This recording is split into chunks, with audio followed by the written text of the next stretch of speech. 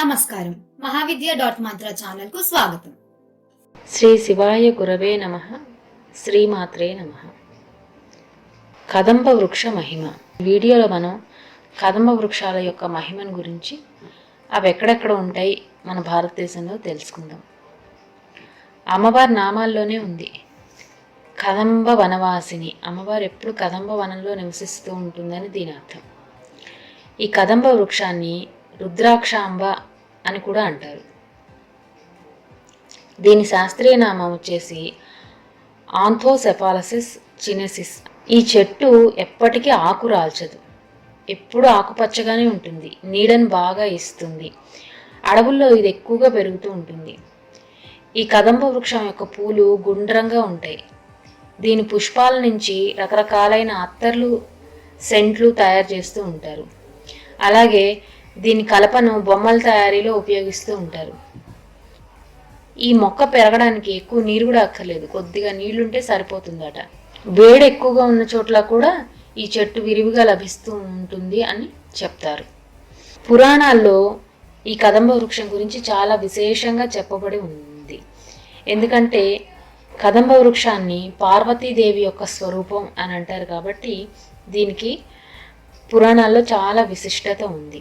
ఈ వృక్షానికి పురాణాల్లో 2 రకాల పేర్లు ఉన్నాయి.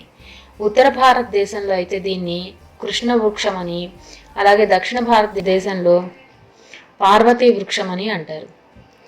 అలాగే ఈ వృక్షానికి కృష్ణుడికి కూడా చాలా సంబంధం ఉంది. రాధాకృష్ణుల ముచ్చట్లన్నీ ఈ వృక్షం ఛాయలోనే జరిగాయని అంటూ ఉంటారు. అందుకే దీనికి కృష్ణ వృక్షము అని పేరు వచ్చిందని కూడా పురాణాల్లో చెప్పబడి ఉంది. దక్షిణాదిలో అమ్మవారిని కదంబ వనవాసిని అని అంటారు అనుకున్నాం కదా. లలితా సహస్రనామాల్లో ఉంది నామం కదంబ వనవాసిని. అంతేకాకుండా ఈ వృక్షానికి పార్వతీ వృక్షం అని కూడా పేరుంది అనుకున్నాం కదా. అయితే ఇప్పుడున్న కంచిలోని మీనాక్షి అమ్మవారి ఆలయం ఉన్న ప్రాంతమే కదంబ వనం అని అంటారు. అసలు ఈ కదంబ వృక్షానికి అమ్మవారికి ఉన్న సంబంధం ఏంటి, అసలు ఈ వృక్షం ఎలా వచ్చింది అనేది తెలుసుకుందాం. సాక్షాత్తు పార్వతీదేవి యొక్క స్వరూపమే ఈ కదంబ వృక్షం. ఒకానొకప్పుడు గార్ధపాసురుడు అనే రాక్షసుడు పరమేశ్వరుడి గురించి ఘోరమైన తపస్సు చేశాడు. అప్పుడు ఆ తపస్సుకు మెచ్చి పరమేశ్వరుడు ఆ గార్ధపాసురుడికి ప్రత్యక్షమయ్యాడు. అప్పుడు ఆ రాక్షసుడు భూమి మీద మనుషులతో జంతువులతో మరణం లేకుండా ఉండాలనే వరాన్ని శివుడి దగ్గర నుంచి కోరతాడు. అసలే భోళాశంకరుడు అయిన శివుడు సరే అని వరం ఇచ్చి అంతర్ధానం అవుతాడు. ఈ వరగర్వంతో అందరినీ హింసిస్తూ దేవలోకం చేరి ఇంద్రుడిని తరిమి కొట్టేస్తాడు గార్ధపాసురుడు. దీంతో చేసేదేం లేక ఇంద్రుడు విష్ణుమూర్తి దగ్గరికి వెళ్ళి ఏ విధంగానైనా ఈ గార్ధపాసురుడిని మట్టు పెట్టమని కోరుకుంటాడు. అప్పుడు విష్ణుమూర్తి ఇంద్రుడితో కూడా కలిపి శివుడి దగ్గరికి వెళ్ళి, నీవిచ్చిన వరాల వల్ల ఈ గార్ధపాసురుడు ముల్లోకాలను భయభ్రాంతులను చేస్తూ ఇంద్రుడి సింహాసనం కూడా లాగేసుకున్నాడు కాబట్టి వాడిని చంపే తరుణోపాయం చూపించమని శివుణ్ణి వేడుకుంటాడు మహావిష్ణువు. అయితే శివుడితో విష్ణుమూర్తి ఒక మాట అంటాడు అనమాట. అప్పుడు నువ్వు గనక గార్ధపాసురుని చంపితే నేను నీకు దాసుడిగా ఉంటాను అని తమాషాగా అంటాడు. శివుడు నిజంగానే విష్ణుమూర్తితో చెప్తాడు, లేదు వాడికి వరాలు నేను ఇచ్చాను కాబట్టి నేను చంపలేను, ఒకవేళ నువ్వు చంపితే గనక ఆ గార్ధపాసురుని నేను నీకు దాసుడిగా ఉంటాను అని శివుడు విష్ణుమూర్తితో చెప్తాడు.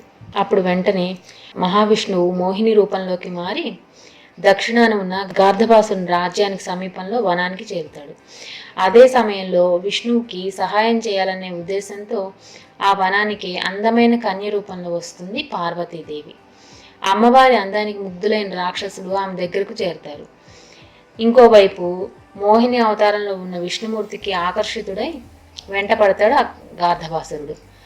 దీంతో ఆ గార్ధపాసురుణ్ణి ఆకాశంలో ఎగిరేసి తోడేలు రూపంలోకి మారి భూమి మీద ఆకాశంలోనూ ఎక్కడా కాకుండా గాలిలో వాణ్ణి చంపేస్తాడు మహావిష్ణువు. అలాగే పరమేశ్వరుని వరానికి భంగం కలగకుండా అమ్మవారు కదంబ వృక్షంలాగా మారిపోయి విష్ణుమూర్తికి సహాయం చేస్తుంది. అంతేకాకుండా ఆ కదంబ వృక్ష రూపంలో మిగిలిన రాక్షసులందరినీ సంహరిస్తుంది. ఈ విధంగా గార్ధపాసురుడి సంహారం జరిగిపోయింది. అయితే శివుడు గార్ధబాసురుణ్ణి చంపితే గనక విష్ణువుకు దాసుడిగా ఉంటానని ఇంతకు ముందరే చెప్పాడు గనక రామావతారంలో ఆంజనేయుడిగా పుట్టి పరమశివుడు రాముడికి దాసుడిగా ఉంటూ తన అన్నమాటను నిలబెట్టుకుంటాడు. జ్యోతిష శాస్త్రంలో కూడా కదంబ వృక్షానికి చాలా విశిష్టత ఉంది. కదంబ వృక్షానికి పూజ చేసినట్లయితే రోగ నివారణ జరుగుతుందని పండితుల ఉవాచ. గ్రహదోషాలు తొలగించుకోవడానికి అమ్మవారి స్వరూపమైన కదంబ వృక్షానికి పూజ చేయాలి అంటారు. పసుపు కుంకుమ పూలతో అర్చన చేయాలి. అలాగే గ్రహదోషాలు ఉన్నవాళ్ళు కదంబ వృక్షానికి పూజ చేసిన తర్వాత పెరుగన్నాన్ని పార్వతీదేవికి నివేదించాలి. అలాగే ఈ కదంబ వృక్షాన్ని అమ్మవారిని ఓం శక్తి రూపిణ్యే నమః అనే మంత్రాలతో పూజిస్తే గనక విశేషంగా ఫలితం ఉంటుంది అని పెద్దలు చెప్తూ ఉంటారు. ఇక మన దేశంలో ఈ కదంబ వృక్షాలు వైష్ణోదేవి ఆలయం దగ్గర బృందావనంలోను త్రిపురాంతకంలోను అలాగే కంచికి ఉన్న పేరే కదంబ వనం కాబట్టి అక్కడ ఈ 4 ప్రదేశాలలో ఉంటాయి. ఈ 4 ప్రదేశాల్లో మాత్రమే మనం కదంబ వృక్షాలను మన దేశంలో చూడగలుగుతాం. మన తెలుగు రాష్ట్రాల్లో త్రిపురాంతకంలో ఉంది. ఇది చాలా విశిష్టమైన ప్రదేశం త్రిపురాంతకం.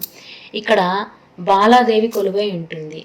అంతేకాకుండా చాలామంది సిద్ధులు ఇక్కడికి వచ్చి ప్రతిరోజు వెళ్తూ ఉంటారని, దేవతలు కూడా అమ్మవారిని పూజిస్తూ ఉంటారని చాలా ప్రతీతి ఉంది. అలాగే ఈ త్రిపురాంతకంలో క్షేత్రపాలకురాలుగా వారాహిదేవి ఉంటుంది.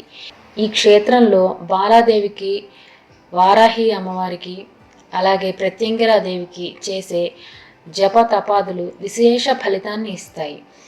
ఇక్కడ ఎంతోమంది అమ్మవారిని దర్శనం చేసుకున్న వారు కూడా ఉన్నారు. అంటే అమ్మవారికి వాళ్ళకి కనిపించింది అనమాట, స్వయంగా అమ్మవారు వాళ్ళకి కనిపించింది. ఇంతేకాకుండా ఏ శాక్తేయ మంత్రమైనా కూడా ఈ త్రిపురాంతకంలో చాలా త్వరితగతిన ఫలిస్తుంది. ఎవరైనా ఆసక్తి ఉంటే ఇక్కడికి త్రిపురాంతకం వెళితే కనుక కదంబ వృక్షాలని చూడొచ్చు. అలాగే జపాలు చేసుకొని అమ్మవారి అనుగ్రహాన్ని కూడా చాలా వేగంగా పొందవచ్చు.